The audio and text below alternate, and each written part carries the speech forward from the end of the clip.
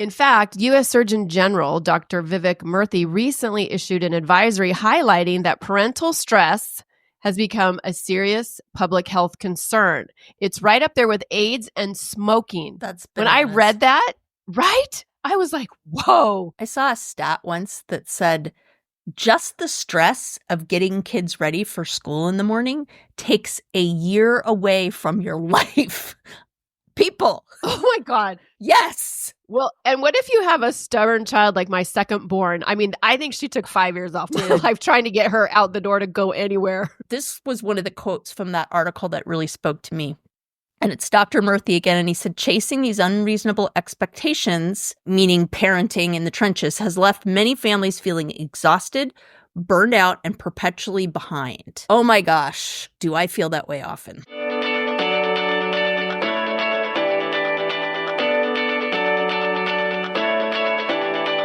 Welcome to Drinks with the Girls. Conversations for women over 40 around connection, change, and the power of female friendship. Living well with stories to tell. I'm Karen, and this is Lisa. We are moms and solopreneurs stepping into our own, diving into real conversations about things that matter to women in midlife. We're here to spill the tea on everything that affects women in their 40s and beyond. Topics like loss and grief, changing relationships, launching kids, menopause, and reinventing ourselves in midlife. We are here to tackle it all. Connect with us through a blend of our lived experiences, our friendship, the memory of our moms, plus a collection of real stories, honest conversations, and engaging interviews that will make women over 40 feel seen and remind them that they're not alone on this journey called life. Let's go.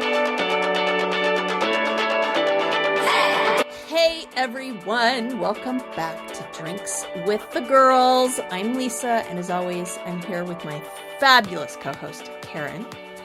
I am drinking, it's not very exciting, but I'm excited. I got myself this water bottle, and it's got like all these markings on it. If you're not looking at the video, you can't see it, but it is like the guilt trip water bottle, and I'm kind of loving it. It like marks off where I should be with my water because I'm the queen of like, I forget. Right. And then at the end of the day, I'm like, oh, crap. So it marks them all off. So I've got that. And then I have a strawberry fizz stick in it. And it's this beautiful kind of ombre pink water bottle. So gosh, it's amazing what a nice water bottle will do to trick you into hydration. So that's me. Absolutely. What about you, girl? I like what that. are you drinking? Whatever works. Yeah, seriously. I am drinking, the company is called Wild Wonder. And it is strawberry passion, and it is a prebiotic and probiotic sparkling drink. I know, don't fall out of your chair. What? Kind of healthy. I know. It is the new year. I'm trying. But I love this because the woman who founded it, her mom was her grandmother was Chinese. And so her inspiration came from like all the tonics and things that she would create with like wild herbs and botanicals and stuff. Yeah. So I love it. And 5% of the profits go towards empowering women and marginalized communities. So hello. Right up our alley. Reach out to us, Wild Wonder. Like, we're your people, you know? I mean, my God. Yeah, we all are. That free advertising we just friggin' gave you. My Lord. Right. So let's get to it. So you all listeners, grab your favorite drink, settle in, and let's have an important conversation, especially for all the parents in midlife. But first, we have an amazing announcement to make. It is now 2025. Thank the Lord God, because 2024 needed to just go away and die in a hole. But that's a whole other episode. Drum roll, please. Thanks to you, our listeners, we've reached an important milestone here on Drinks with the Girls. We have reached 1,000 downloads after 6 months. Woohoo! And that's when shizzle gets real in the podcast world, peeps. So people start taking you seriously. And Karen and I are actually starting to have a lot of conversations now about what this new phase of the podcast will look like. We really want to keep delivering great content and fostering community for all of you, but we do need to make it a sustainable endeavor. So stay tuned for some announcements in the coming months about how that will look. And we just want to tell you guys how much we appreciate you listening, appreciate you telling us how much you love it, and for leaving comments and for sharing with your girlfriends, because that's how we grow the community. So let's celebrate. because we definitely could not have done this without you, our listeners. So keep doing what you're doing, listening and sharing so we can keep growing this fabulous Drinks with the Girls community. Whoop, whoop. Today, we're talking about an article that was in the New York Times entitled, Today's Parents Exhausted, Burned Out, and Perpetually Behind. So Lisa, why do you think this is an important topic for our listeners?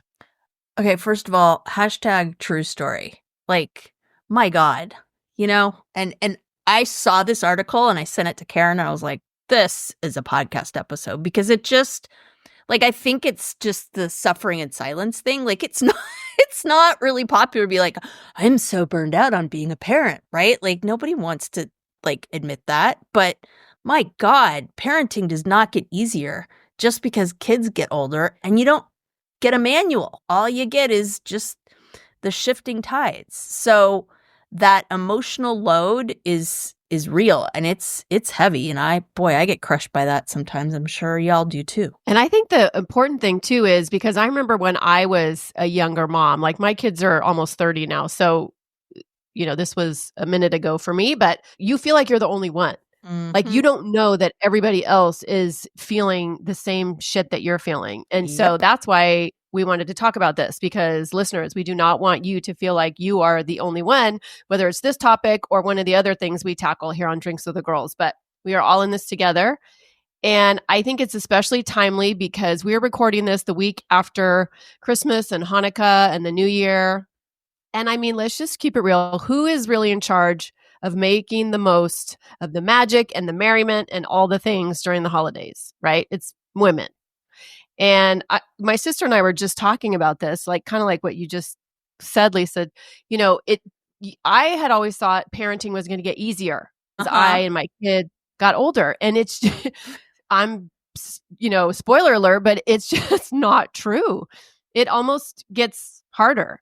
It's different for sure. You're not like in the trenches, but the emotional load is just almost too much sometimes. In fact, U.S. Surgeon General Dr. Vivek Murthy recently issued an advisory highlighting that parental stress has become a serious public health concern.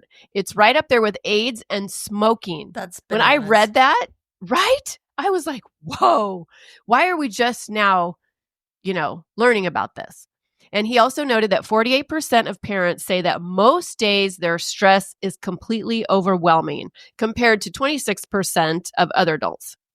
He said parents have a profound impact on the health of our children and the health of society, yet parents and caregivers today face tremendous pressures.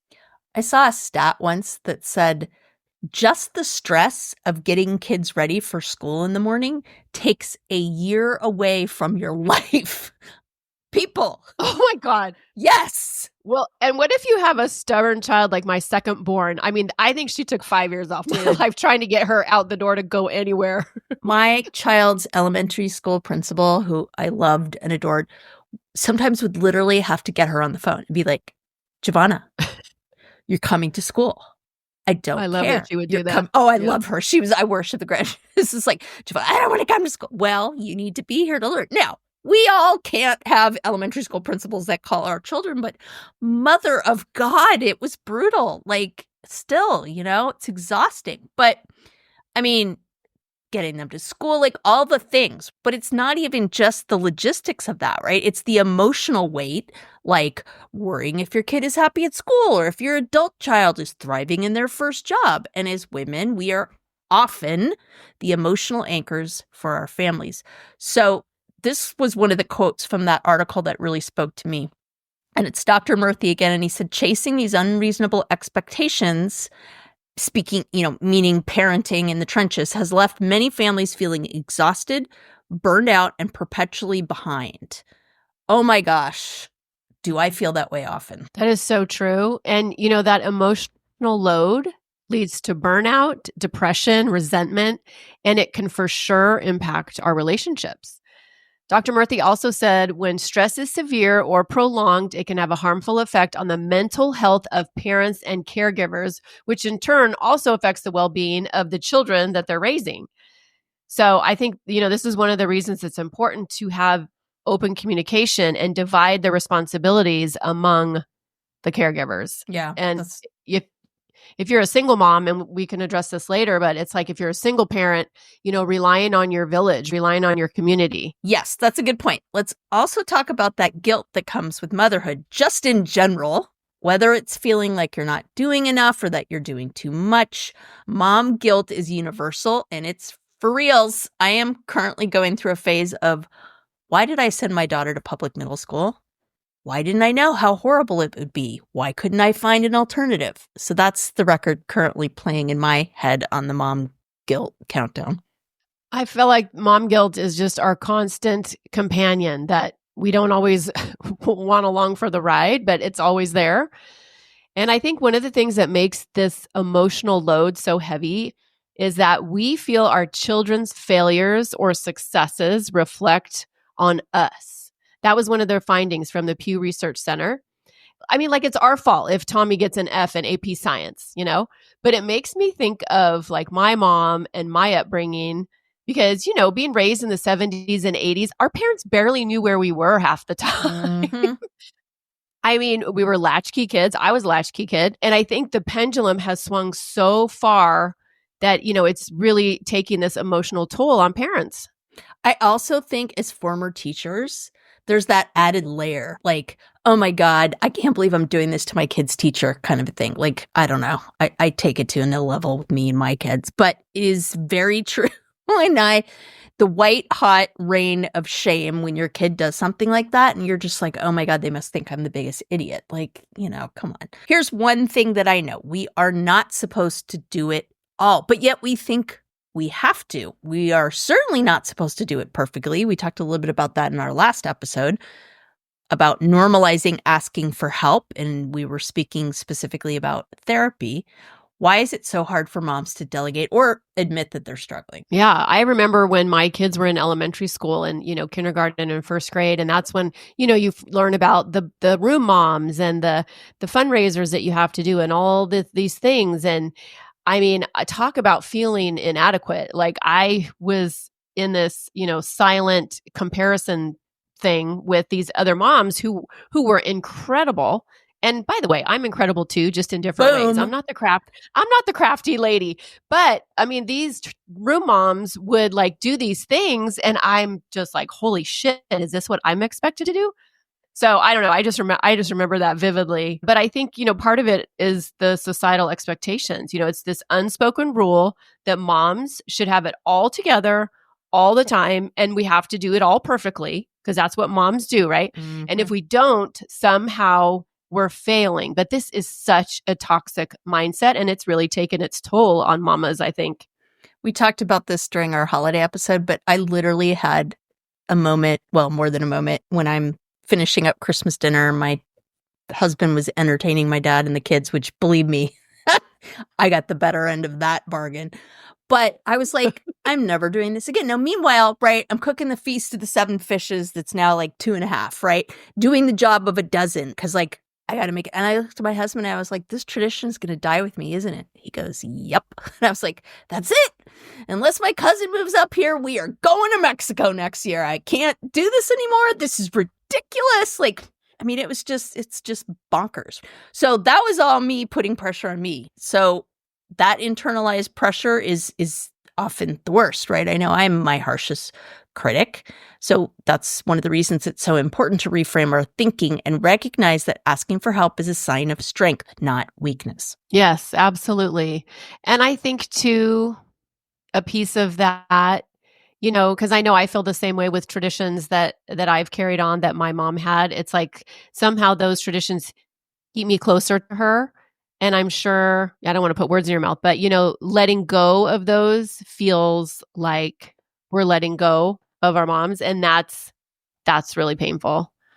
And it's interesting to me about this one in particular, because that wasn't my mom's side of the family. It was my dad's side of the family. But I think that part of me, and I don't want to go off on a squirrel, but hey, that's what we do here at Drinks with the Girls. It's this idea that this tradition has been happening for hundreds of years. And but it is what it is, So I don't know. I gotta dive into that. But think about it. 100 years ago, everybody was living on the same street. Exactly. So and they are like 50 people that could help. Exactly. So all the women would, I'm imagining, come into the kitchen and do all the things while all the men kicked back and Okay, did it whatever used they to did. take them 2 weeks, Oh, geez almighty. It's time. right? Yeah. Wow. Yeah, no kidding. Once again, not the issue is not whether I will have lots to talk about with a therapist. It's like finding one. Just saying, sweet mother of God. Oh my gosh. Well, I think too, talking about how parenting has changed over the generations, I think, that certainly has something to do with all this that we're talking about today. And I think another layer to this is how parenting has changed over the generations. So let's talk about that. Lisa, how do you think parenting today differs from when our parents were raising us? Well, there wasn't 24 Italian ladies getting together and like making everything happen. That's not going to happen right now, right? It's so different. So for one, we're so much more connected through technology, but that also means we're more exposed to judgment. Nobody was posting pictures on Instagram of like what they did with the 7 fishes, for God's sakes. Social media can make us feel like we're constantly being compared to Pinterest perfect moms. It's so damaging. I struggled with, for example, the fact that I wanted more kids. But when we were trying for a third, my son's disability started becoming really problematic and we had to scrap the idea. Now, I'm glad we did in the end because, like, I don't know how we would have managed, to be honest. But I often see these people with these huge families and I'm like, what will you do if you have a child with special needs? Like, everyone always says, oh, we'll figure it out. But honestly, I don't think people get the reality of what parenting kids with special needs is. And I tell you what, it ain't on Pinterest. So I honestly, I mean, like, let's be real, right? And I think I've mentioned this before, but honestly, I sometimes feel that because my kids look neurotypical, people expect them to be able to handle much more than they can. And I honestly think if they had Fragile X or Down syndrome or another disability that affects their facial features or their size, people would not expect them to cope as well. So it's super frustrating because I feel like I'm behind the 8 ball already trying to manage all the things. Yeah, I mean, that's a lot. Just like stepping back and trying to, put myself in your shoes. I mean, I'm so glad that my kids were around, kind of like social media was just becoming a thing, I think, when they went into middle school, and we didn't let them have phones yet. I can't remember. They were maybe 13 or 14 when we let them have phones. But anyway, I mean, yeah, parenting, like you said, we don't get a manual. Nobody gives you, there's no class, there's no guidebook, there's nothing. It's like, good luck. Go for it. And like you said, like when you have kids that have needs that are beyond, what I feel like, is normally, like, you're normally capable of as a parent, I just think it's a lot. It is a lot. And that I'm so excited that you are going to be putting into the world your gifts. And we can talk about that later or another time or something, but you are going to be a support for other parents that have gone through what you're going through. I hope to be. And it's definitely going to be the real version. Not this is how I did it. Not the Pinterest version. Oh God, no. I remember. But I think that's what people are craving now is the real. Like, give me the real, the raw, the vulnerable. Don't give me the curated bullshit because that's not helpful. All that does is make me feel like crap. No, exactly. I totally remember this, right? So we brought my daughter home from the hospital. We were staying at my parents' place because there was work being done on ours, like whatever, right? I was so out of it. I could barely like function. So we're sitting down and I remember we're like getting my son ready for bed and I'm like feeding my daughter and I'm like, I literally had this moment of, God, I wonder when their real parents are going to show up. And literally then thinking, holy shit, we are their real parents. Like, what have we done? We have children, like these poor beings. Like, oh my God. And, I think most people, I mean, actually, no, I don't think all people fall on the spectrum of life and of, of what do you call it? Neurotypical. Typicalness, right? And so when I think back to my daughter, like, she definitely has social anxiety. She probably has ADHD, but never diagnosed. So I just look back on how I tried to parent her, and I'm pretty sure I fucked her up even more because I did not have skills to help her. And of course the mom guilt kicks in, and it's like, now it makes me feel really bad because I could have helped her instead of just like making her life more, giving her more anxiety because of my parenting skills. But again, no book, no course, and nobody was even talking about what you do or how to parent kids who were not neurotypical. So it's like, I don't know. I think what you're doing is important. Sorry to toot your own horn or toot your horn, but Hey, toot, toot, toot. I'll take some of it. I mean, my daughter's biggest concern right now is that I failed her because I did not teach her how to do makeup properly. And I'm like, dude, like, I failed that too. Go on TikTok. Like, I don't know what to tell you. Like, I was busy trying to freaking survive. Okay. So, like, teaching you how to contour was not top on my list. Hey there, I'm Lisa Corachella McDowell, your midlife Pacific Northwest princess, here to guide you in the art of next leveling your life. I'm passionate about women's health and wellness in midlife, especially for moms parenting kids with unique needs like I do. I truly believe we can learn, grow, advocate, and care for the planet while taking care of ourselves and our families. And I'd love to help you do the same. Plus, I'm beyond excited to announce the launch of my new membership, the Empowered Parent Collective, this March. It's a space for parents to confidently advocate for their kids, build inclusive communities, educate themselves, and find balance and support along the way. To find out more about the Empowered Parent Collective, my classes, wellness offerings, parenting tips, advocacy resources, and exclusive Drinks with the Girls goodies, head to nextlevellifewithlisa.com. Let's survive and thrive in the messy middle together. Cheers. And then there's the whole intensive parenting trend. Like, it isn't intensive already. Right. Like, it needs a name. Let's make it parenting. more intensive. Studies show that parents today spend more time with their kids than parents did in the 70s. Shocker. Even though more moms are working outside the home. But and that's a good thing, right? More parents are they're not just come home when the lights turn on at night. Yep. In the summer, it's 9:30 at night. Okay. Yep. But we're expected to do it all. We're expected to be it all. The coach, the tutor, the therapist, the chauffeur, the cook, and it is just too much. And also, parents today are spending more money on our kids, to get them into the best classes and the best tutors and the best, whatever, trainings and blah, blah, blah. But Dr. Murthy also points out that parents and caregivers today face tremendous pressures from familiar stressors, such as worrying about their kids' health and safety and financial concerns. And then you have the new challenges like navigating technology and social media. Yeah, there's that book out, The Anxious Child. And I know it's a good book, like it's been recommended, but I'm just like, I don't need any more guilt telling me like how I made my kid anxious. Like and I know that's like such a petulant response to that, but I'm just like, look, I get it. I screwed them up. Like I didn't do a good job. I really don't need like the blow by blow. Oh, you did a good job. Research-based driven like reason why, you know what I mean? Yeah. No, I tell my kids, go to therapy. I tell them all the time, get your ass in therapy. There you go. Go. There Don't you go. Don't complain about it. Get in there. I did my best. Yeah, I have a good friend who has a child with multiple disabilities, and so we've obviously bonded pretty closely. But one of the things we always talk about is the pressure we face as the only one with all the information, because our kids have multiple doctors in a system where they don't really work together and share information like you think they do. They don't.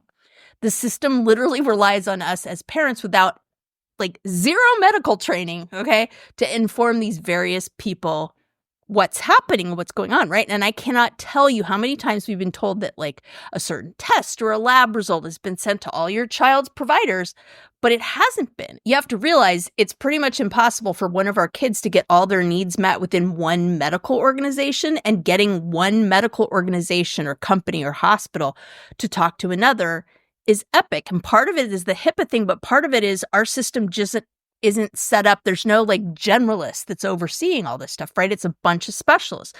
And I live in fear that some piece of critical information isn't going to be communicated. I won't communicate it correctly. Like, I don't have a degree in pharmacology, for God's sakes. That's a lot. Like just listening to you, talk about that and just imagining it, because I'm going through that a little bit to some extent with my dad.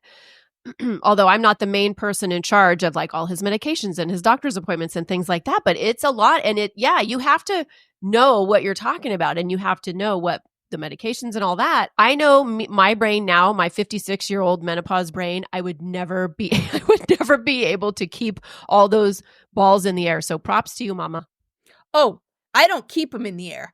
I have literally, okay, I have a small pharmacology like desk set up on top of my microwave with like shelves and different things. And I have a Google Doc that has all their medications listed.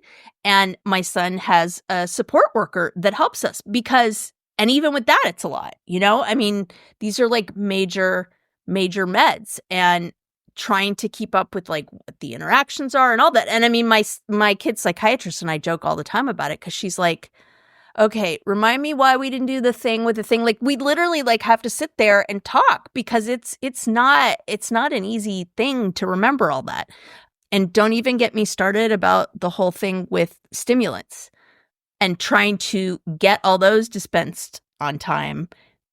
That's a whole other story, but basically because all the meth heads ruined it for us, you have to have all this stuff to get these prescriptions filled, but they won't let you fill them except like a couple of days before they're out. So if they don't have them and there's a shortage right now of stimulants, you're SOL. And so you have these poor parents that are like meeting out their kids' meds and going without them at home so the kids can keep it together at school. And like, if anything is like push me to write my senator, it's that. I mean, it is unbelievable how many times I'm like trolling around town trying to have find a pharmacy that will fill the prescription. And it's endless. So yeah, I've got a little PTSD around it.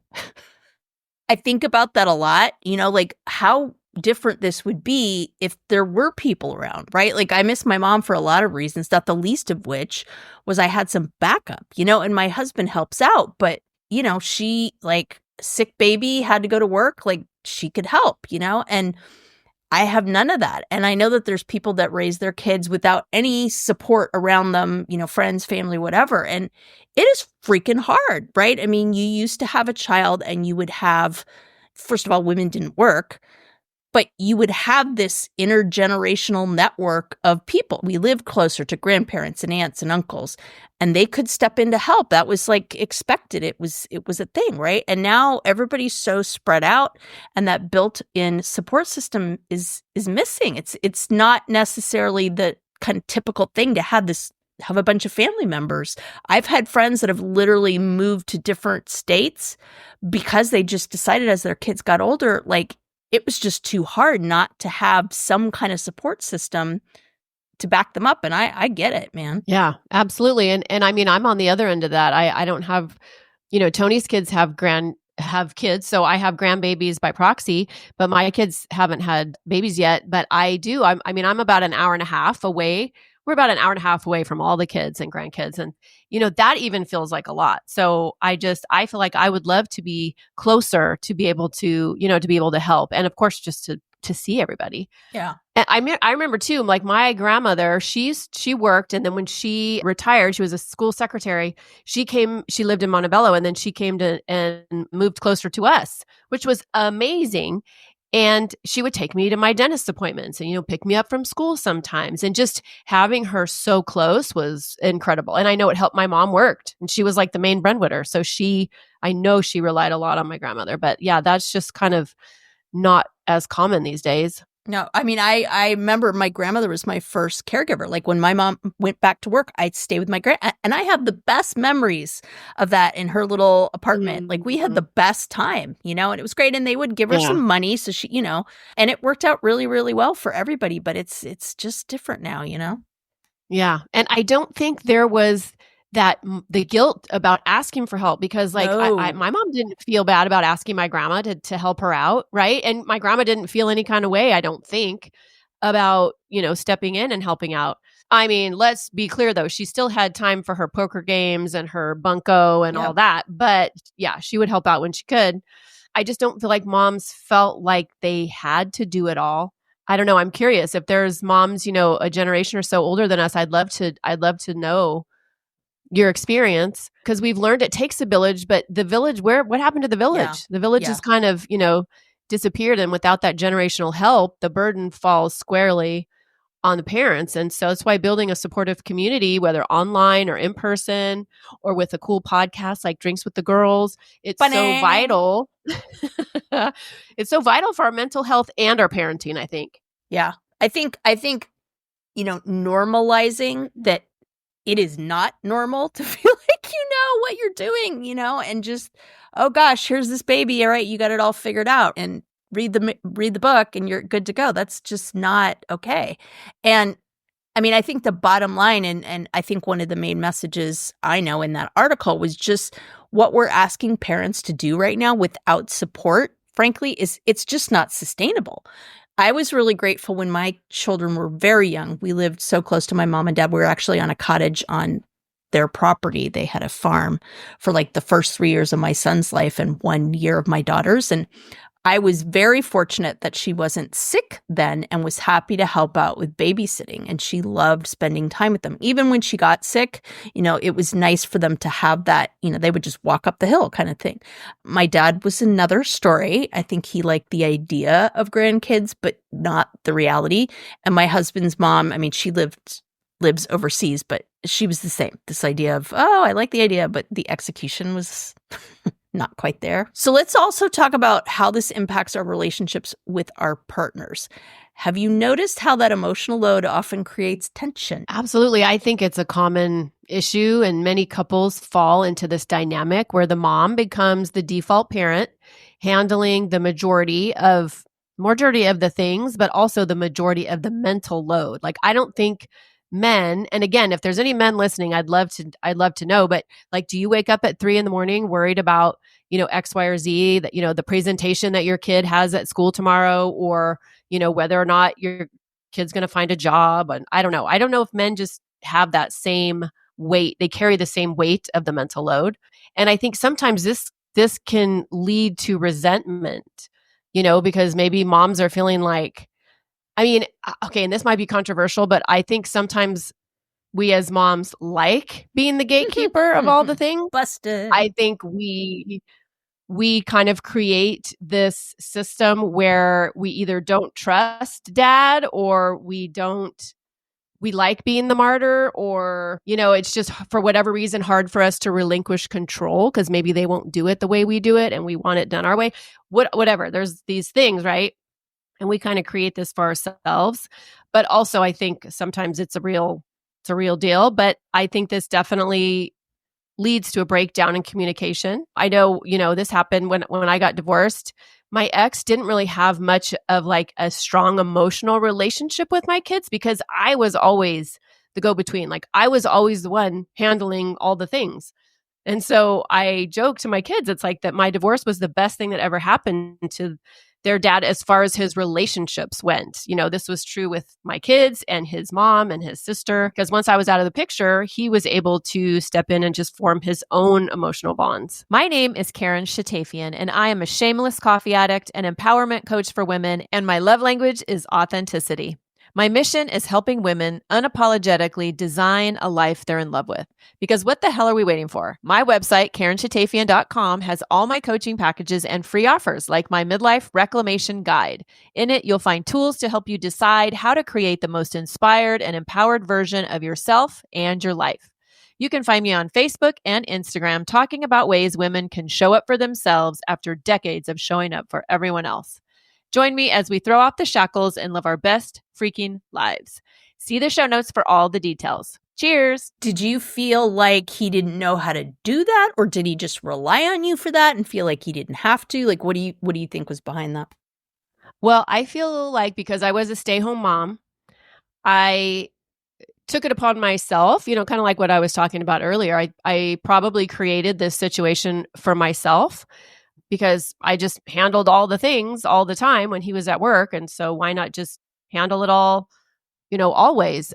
And I mean, he was an equal parent. Like he definitely did his share of things. I don't want to make him sound like he was like, a deadbeat dad or something. Not at all. But I just think in terms of like the mental and emotional stuff that went on, it was just me. I was the default. And so, and that's how you build relationships with anybody, is by going through the shit with people. And I would do that with my kids. And he was just kind of, I don't know, He was there, but not there, I guess. Yeah. I mean, my husband has been pretty hands-on, and I've been very, very grateful for that. I will tell you that the divorce rate for families with kids with disabilities is astronomical. Astronomical. We can talk about that on another episode. I mean, talk about a wrench in the works, right? So, and my husband has been a really, really good dad. I think the issue that we've faced is that my kids' disabilities and issues will often trigger his own issues from his messed up childhood. So he has struggled in the past to control his emotions. But honestly, in fairness, when you have a kid screaming, yelling, and getting physical with you, it's kind of hard to remain neutral and be the adult, to be honest. So I don't fault him for that. Let's talk a little bit about consequences and behavior and all that bit that you have to be an expert as a parent, right? That's always been something we've really struggled with. My dad was always really critical, and to a certain extent my mom as well. And we've slowly learned through the years that consequences have to be effective to work. Now, mind you, I have a master's degree in behavioral science through SPED, so there you go. But we really just kind of had to throw out the playbook, and our just finally got to the point where we realized that our kids don't respond to typical consequences for the most part. It's really only been in the last few years that we've been able to use things like taking away screens as an effective way to shape behavior. How did you guys manage consequencing? Well, and let me just add that I have a master's in marriage and family counseling, and I'm divorced. So, boom, there's that. And I think, that kind of folds into what we're talking about is like, it doesn't matter what kind of degree you have. It doesn't matter how many books you've read. Oh, yeah. It doesn't matter, because the real day-to-day parenting life is like, it's the wild, wild west. It's not necessarily from a textbook. True that. I mean, when they were little, we did the typical like timeouts and, depriving them of things. Well, if you don't eat this, you can't have your dessert, or, just not rewarding them, whatever for behavior that we didn't like. And with my firstborn, this worked fabulously. He's a firstborn, and he was a pleaser, and he didn't want us to be disappointed in him. Even like now, he just does not like his dad or I to be disappointed in him. But like I said earlier, my daughter, she was a whole different story. And I mean, trying to get her to do things like, especially like I remember one time we were flying home from Cabo San Lucas, and she's like 3 years old, and she's screaming bloody murder. And there's nothing. Yeah, there was nothing. And my husband, he comes to me and he goes, "I'm going to throw her off this damn plane." And I said, "Okay, do it." I'm sorry. Did you think I was going to prevent you? Exactly. But it's just like, I mean, it's just, our buttons can get pushed to the nth. And I remember, before I had kids, I was a school counselor, and kids would come to me, and I worked with foster youth before that. And so I remember, kids would come to me and they'd have a little tiny scratch on them. And I would, because I'm a mandated reporter, right? Yeah, you'd freak out. I was filing child abuse reports left and right. This was before I was a parent. Oh, they must have loved you. Once I became a parent, I was like, I get it. Okay. And not that I'm advocating for abuse in any way, shape, or form, but it's like, there is nothing. And I have to say, I don't think there is anybody that's made me more angry on this planet than my children. Oh, true story. I need to find this. There's a comedian that I gotta find it. It's just too great. It's this. He goes off on this whole thing about like, yeah, before I was a parent, like I would see these parents losing it with these kids and just be like, that is awful. Like they should be ashamed of themselves. Da, da, da. And he goes, now that I'm a parent, I look at the same situation and goes, what did that little bastard do now? It's like, it's just true. It's a different, yeah. I think my philosophy became whatever works. Seriously. It's like you try to do what the book tells you, or you try to do, listen to advice that your mom gives you or whatever. My mom never gave me advice because she died before my kids were born, which sucks. But yeah, you try to do your best, but sometimes you just have to do whatever works. Yeah, I think that's one of the reasons it makes me insane when my dad pipes in about like parenting advice, because I mean, my dad was a typical like, traditional dad. I mean, he just was not involved in the messy day-to-day. Let's just put it that way. And I remember turning to him one time and being like, what are you, friggin' Dr. Spock? Like, seriously with this? Oh, well, if you do this, then they just really, okay, Dad, don't you think I would have tried that by now? Like, yeah, it's hard for me to be patient with him when he says stuff like that. I mean, I think one of the anecdotes to this, if you have a partner that you're parenting with, is open communication. Like, to be honest with each other about their needs. It's almost like, tapping in and to be honest about sharing responsibilities. Moms do not have to do it all. Like, you don't have to do it all. You can share the responsibilities, and dad might do it different than you. Or if there's two moms, whoever your partner is might do it different than you, but it doesn't mean it's wrong. Right? And I mean, parenting is freaking hard. Just get support wherever you can. Moms need to encourage dads to take on some of that emotional burden. Like, my ex was good at some of the physical things, but not taking on some of that emotional burden. And I mean, in his defense, he probably didn't even know how underwater I was with all of it. So there was another section in this article that really spoke to me. And the quote says, the Surgeon General's alert. So we talked about this report that came out, right? Shifts the focus to parents' well-being, which it said in turn affects children's mental health. The increased demands of raising children combined with responsibilities like paid work and elder care, hello sandwich generation, have come at the expense of mental health, leisure times, sleep, and time alone or with a spouse. We are crushing parents under an enormous burden for the benefit of society, and we're sort of free riding on them. I mean, freaking men for someone stating this, right? No one gives you a manual. We've said this on how to do it. And yet society just expects us to limp along and figure out how to do it, all the while rolling with massive changes happening in society. I mean, we could do a whole other episode on, for example, the state of the education system and what that has meant for parents. Karen and I were both part of that system. And let me tell you, it is in trouble. I'm just sitting back eating popcorn, watching the changes that may or may not come to the United States education system over the next 4 years. And my daughter is a teacher, and this scares the hell out of me because it's going to affect her directly. But I mean, like, we've talked about this before, but I crack up when I think about how our parents raised us. I mean, come home when the lights come on. If you're thirsty, there's the garden hose. And I think when I started raising my kids in the late 90s, this pendulum was just starting to shift.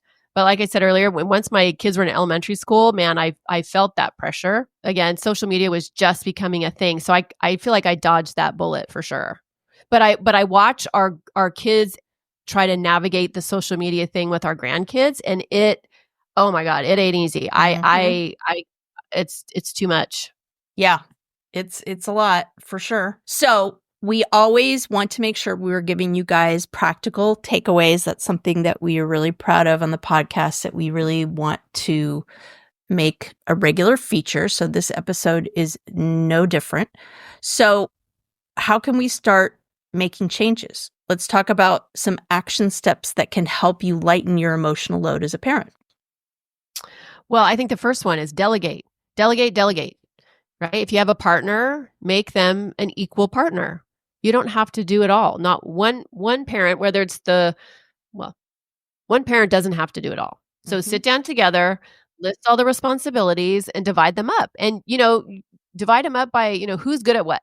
Like, I was good at talking. I was good at the emotional parts, helping the kids kind of talk them off the ledge and things like that. And if you are a single parent, don't hesitate to lean on your friends, lean on your family. There's community resources also that you can reach out to. But okay, this reminds me, I read this a couple days ago. Did you know that in Ireland, there's a tradition called Nálag Nam? Okay, I'm not even going to say it. Yeah, I don't think you should try Old Gaelic, man. That is ugly for most people. There is a tradition called Women's Little Christmas. There you go. And it is in celebration of the Feast of Epiphany on January 6th. It is tradition for all women to get together and enjoy their own damn Christmas. While the men stay at home and they handle all the chores. And it's common for the kids to buy their mothers and grandmothers gifts. Sadly, it's dying out in parts of Ireland, but in Cork City, bars and restaurants report 100% female clientele as the women meet up with their sisters or friends, aunts, to celebrate. And I mean, okay, this is a tradition I can get behind. I freaking love that idea. Love it. Think we should do that next year. All right, number Let's do 2. Let's do it. Number 2, set boundaries. Learn to say no to activities or obligations that don't serve you or your family. Overcommitting only adds to your stress and doesn't leave room for what really matters, i.e., don't cook the whole feast of the damn 7 fishes by yourself for the love of God. This one took me a long time to figure out as a parent. Like, it took me years because for some reason, I just ended up with these friends who our kids met in preschool, and our preschool was a co-op. So that meant as a parent, you had to work there a couple times a month. You had a job and all these things.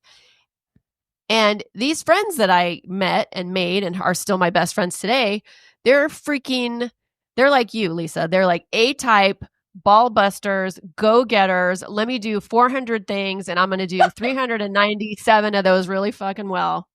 So these were the women I was surrounding myself with. So I'm like, oh, you're going to head this, fundraising committee? Sure, I'll do it. Oh, you're doing and now we kind of laugh. I can tease them about it now, but it's like, I hated that shit. I just was not, those are not my gifts, and it would just stress me the hell out. But it took me a long time to feel comfortable saying no. And I mean, I'm not going to say no to my besties pretty much, but I do say no. I'm so much better at saying no now than I used to be. That's for sure. So number 3, teach your kids responsibility. I think this is so important. Even young kids can help with age-appropriate chores and tasks, right? I taught my kids how to do their own laundry. I think they were in middle school, maybe like 13 or 14. And this was a game changer. I wasn't doing their laundry. I wasn't folding. I wasn't putting away. Oh, it was glorious. Mm-hmm. And for older kids, let them handle some of their own scheduling or their own problem solving. It's good for them, and it's good for us. I think we underestimate the negative impact of us always doing things for our kids and always bailing them out of their problems, right? As hard as it is to see our kids struggle or fail, I think our generation is really quick to just kind of jump in and help clean it up for them, when in fact that's doing them a disservice, because they'll never learn how to deal with life or the emotions that go with it, right? And then it stresses us out even more if we're always, kind of rescuing. But I think that also the other thing that happens is they don't learn to believe that we have faith in them to handle their own problems when we're always jumping in and trying to help out. Subconsciously, we're giving them this message that you can't do it, so I need to clean this up for you. Hey, fabulous Drinks with the Girls listeners. Guess what? We have something exciting happening here at Drinks with the Girls. We have a way for you, our listeners, to be involved. We would love you to be a part of our Drinks with the Girls support team. Creating a sisterhood of empowered women is our goal, and we are so grateful you are here. But we need your help to grow this incredible community that we have a big and bountiful vision for. You can help us get the word out about Drinks with the Girls because we want all women to feel the support of our powerful community behind them. Here's what you need to do. Go to your favorite podcast platform and subscribe or follow Drinks with the Girls if you haven't already. We need you to share every episode we put out. We would love for you to do this, especially when a particular episode resonates with you and or brings to mind someone you care about that you think would benefit from listening to it. Share with a girlfriend via text, share to your email newsletter, share on your socials, share from the rooftop. Every share is a chance for all women around the world to feel connected and supported by our Drinks with the Girls sisterhood. The other thing you can do is officially join our Pod Squad email list. That will help you in 2 ways. First off, every time a new episode drops, you'll get an email with info on the topic, so it reminds you to tune in and listen with an easy-to-follow link. But it's also an easy format to hit forward on and share with some of your favorite people so they can easily access the newest episode. That link is always included in our show notes for you. We are so excited to have you as part of the Drinks with the Girls Pod Squad support team. We are all in this together. Cheers! Cheers! That, I'm not going to lie, has been a really, really rough one for us. It took my son years, still, to do what neurotypical kids are cognitively able to do in terms of chores and tasks and things like that. He needed a lot of support, and he still does. That's why we have a personal support worker that comes in and helps him. My daughter has what's called pathological demand avoidance, and that can be a comorbid disability with autism. And that makes it really hard to set appropriate chores and hold her accountable. So we've struggled. It's definitely something that's really, really difficult. And yeah, I'm not going to say I got that one figured out for sure. So what does that look like? I'm just curious. So if you were to act, because, well, I can't compare my daughter, but I flash back to like the ways I would ask her things or the way, and it's like, and even to this day, like when she's upset or frustrated, whatever, she just wants to be heard. Like she just wants you to hear her. And sometimes, I mean, I've learned how to do it better, but I don't know, I'm just having like all these little epiphanies about about how I parented my kids, and I'm just trying not to beat myself up about it. But what does that look like? Pathological demand avoidance. So I am learning a lot about this. And I mean, I consider myself pretty knowledgeable in the field of special education and disability. Like I have a master's degree in it. I've been doing this for a while, but this was a new one for me. It is much more accepted in the UK. It's starting to be more accepted here. It's strange, right? So short version of the long story. Autism is more prevalent in males. Females are starting to be more diagnosed with it for a variety of reasons, which I won't get into on this. But there is a subset. It affects boys too, but girls especially. It's this idea of any kind of a demand, even if it's something that they want to do, or is helpful, it's this control issue. And by saying yes to it, they feel like they're completely out of control. So it's super, super difficult because when she gets in that space and she's spinning, like I could literally be like, hey, can you come over here and help bring the groceries in so we can have ice cream? And that just blows her up.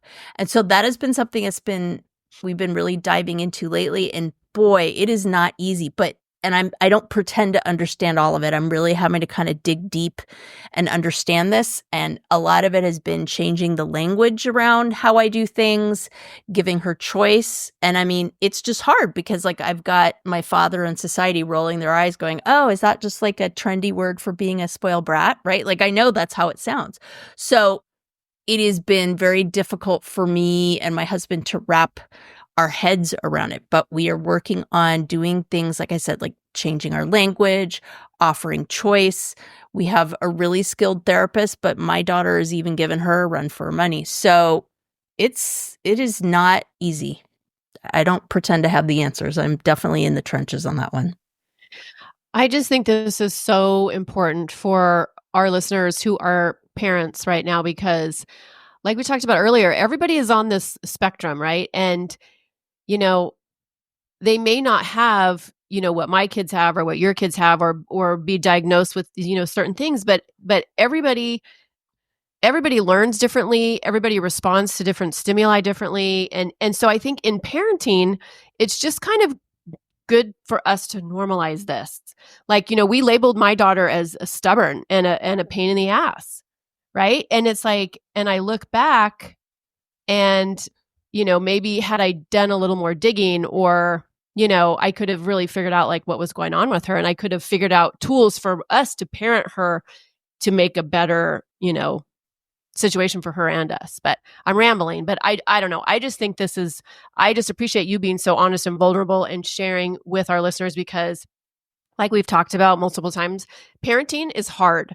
Like, I don't care what kind of kid you have. Parenting is hard, and sometimes you feel really lonely. And so I think, you are helping moms feel less lonely. Yeah, I mean, I can definitely say that I can't show up as anything other than real in this situation. And, the other thing I was thinking of when you said that, like we've talked a little bit about it takes a village and we used to have more help. But the other thing was there were no parenting styles not too long ago. There was one style, right? No, you got your ass whooped. You got your ass whooped, right? And it was very dictatorial and old fashioned. And, that obviously is fraught with some issues, and we raised generations of people that were super messed up, and we've decided as a society we want to do better. So I'm certainly not advocating we go back to that.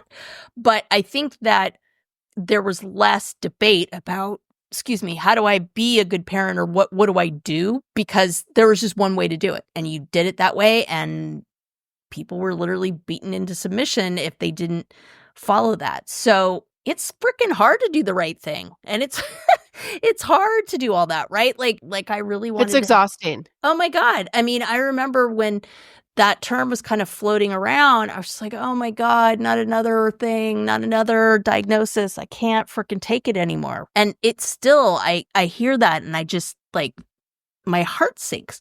But it's also like, and I'll get emotional, but it's like, what choice do I have? I have to figure it out for her. There's not like door B. I don't have the option of not figuring out how to parent this child. There's no like exchange system. So yeah, it really freaking sucks, but it is what it is. So I just try to put one foot in front of the other and do the best I can. I wish I could hug you. Hug you through the computer. I wish you could too.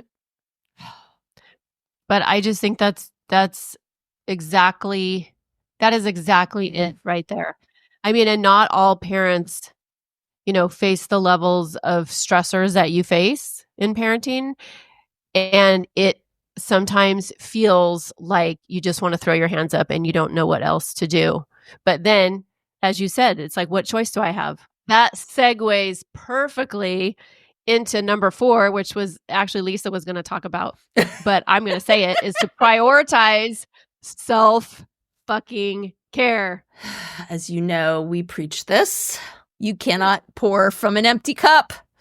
You got to find what refuels you, whether it's a yoga class, a coffee date with a friend, or simply sitting in silence for 5 minutes. And I don't pretend to be perfect on this. I have lots of resources and things that I try to make available to my clients, and I know Karen does too, about self-care.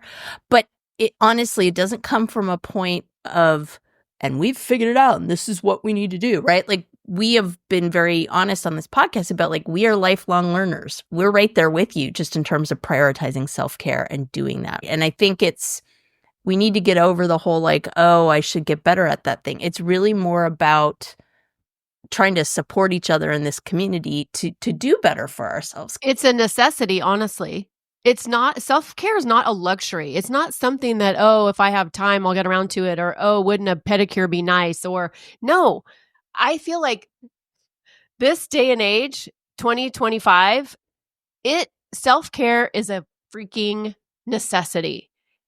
I mean, if we are to be able to come out whole from this whole human experience, then we've really got to double down on self-care. Yeah, 2024 was a doozy, and I really am kind of going into 2025 with just the idea of like, I need to protect myself a little bit, like from doing stuff like not following every inch of the news and just kind of taking myself out of that. Like, there's a lot of things that I've had to make some conscious choices about just to preserve my own sanity. Absolutely. I think that's a real good one. That's an underrated self-care tactic, I think, is minimizing news and social media bullshit. See our self-care episode for more of that squirrel. Right. So number 5, communicate openly. We've talked about this. Talk with your partner and your kids when they get to an age where they are able to kind of, grasp it, and definitely talk to them at their level, but talk to them about the mental load that you're carrying, that it's not easy. Being a mom or dad is not easy. And, sometimes they're just unaware, your partner and your kids, of everything that you're doing. And please don't let them take you for granted. So clear communication, can lead to shared solutions, because most times your partner wants to share the load. They want to make your road easier, right? And if not, that's a whole other conversation. But they can't if they don't know that you're struggling. Yeah. I also think you have to be willing to step in when your kid is pushing your partner's buttons, because they will. We often have to look at each other and say, tag, when we've just literally tag when we've had enough, and then have the other person take over. Yeah. No, that is so true. Number 6, celebrate small wins. Parenting is a marathon, not a sprint. You got to acknowledge those good moments and the things you're doing well. Try to sit for those for a bit. Those little victories add up, and it helps you get through all their shit too.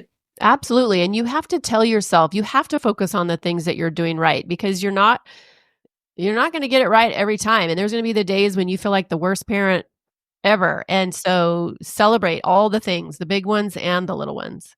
And then let's add a bonus step. Find your community, an online Facebook group, this podcast community, or an in-person support group or something with other moms. But having a support system can make all the difference. Yeah. It's important to remember, and I know we harp on this, but I feel like it's one of the mission critical of this venture, our little podcast here. You're not alone. The emotional load of motherhood is real, but with a little intention and a lot of compassion, you can lighten it. But you can't do that if you don't let other people in and find your tribe. Right. So what do you think, listeners? Did any of today's tips resonate with you? Are any of the things that we offered, things that you can bring into your daily life? We'd love to hear from you. Leave a comment, share your thoughts. We just love to keep the conversations going. Yeah, my membership that Karen alluded to, at this point, I think it's going to be rolling out in March. It's going to be called the Empowered Parent Collective. So if you want to get on the wait list for that, there are going to be things that are coming up that I'm going to kind of tease it with. But yeah, I plan on showing up authentically if today wasn't evidence enough. So I will put the link to that in the show notes for the wait list. I would love for a lot of listeners of this podcast to join me there. Let me ask you a question. Is it just for parents with kids with special needs? So the way I'm positioning it is parents of kids with unique needs. Now, obviously, I have a particular focus because my kids have diagnosed disabilities, but just because your kid doesn't have a diagnosed disability doesn't mean they don't have a unique need. So there's definitely going to be content there for parents who have kids with specifically identified disabilities or special needs. But, it's kind of like you talk about with your daughter. She's just stubborn. I want to make sure that, I can't be all things to everybody, but I do want to kind of normalize that for people. So if people feel like they're just struggling, it's not going to be parenting 101. It's definitely going to be more about like, these are some challenges that people are struggling with kind of a thing. So I would say, yes, the focus is on, extreme parenting of kids with a lot of really difficult needs, not so much your generic kind of parenting magazine stuff. It's definitely going to be a little bit more extreme parenting. My tagline is for parents of kids with unique needs, because I think that really encompass what I'm trying to do better, if that makes sense. Mm-hmm. I love it. I can't wait for that. It's going to be so great for so many parents. And of course, as always, if you enjoyed today's episode, please subscribe, leave us a review, share it with someone. We didn't get to 1,000 downloads by ourselves, and that's just the beginning. In order to reach more people, the bottom line is that we need you to reach out and share to your peeps, to more women who need these conversations. We can't do this by ourselves. Until next time, cheers to living our most empowered lives. Cheers!